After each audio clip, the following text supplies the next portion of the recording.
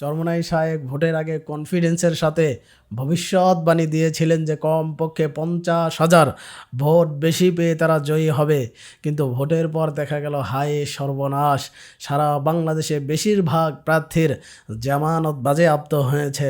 তো যেটা তারা দেখেছিল যে তাদের জনসভায় বহু মানুষ হয়, বহু লোক হয়, বেশিরভাগ ছিল হচ্ছে জামায়াতের, বেশিরভাগ যেহেতু 11 দলীয় জোট তখন একসঙ্গে ছিল এবং তাদের মুরিদের সঙ্গে অনেক বেশি দেখে জনসভায় বহু মানুষ দেখে মনে করেছিল যে আমাদের আর ঠেকায় কে, যে আমাদের সঙ্গে থাকলেই কি না থাকলেই কি। জোট থেকে চলে গিয়ে দেখলো সারা বাংলাদেশে সব প্রার্থীর জামানত বাজেয়াপ্ত।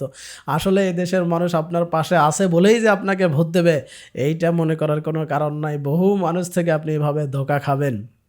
একটা কথা মনে পড়ে গেল, আমরা একবার দিনাজপুর একটা মাহফিল থেকে ফেরার পথে, মাহফিলে পূজার মেবি আগের দিন ছিল মাহফিলটা।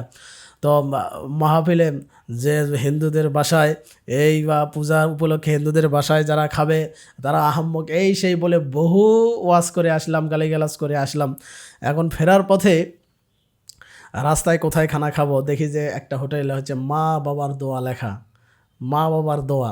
তো হোটেলে ঢুকলাম, বললাম যে গরু আছে না কি আছে, বললো যে গরু নেই। তখনও আমাদেরকে বললো না বিষয়টা, খাইলাম ভালোভাবে।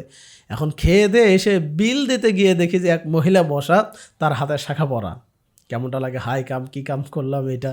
তো যাই হোক, এখন আমার সাথে যিনি ছিলেন ও আমাকে ওখানে ঢুকাইছে। আমি বললাম যে দিদি এটা কী চালাকি করলেন, আপনারা হিন্দু মানুষ, আপনারা লিখবেন হচ্ছে মা বাবার আশীর্বাদ, তো দোয়া কেন লিখেছেন? আমরা তো এটা দেখে ঢুকলাম আর কি, না হলে তো হয়তো ঢুকতাম না।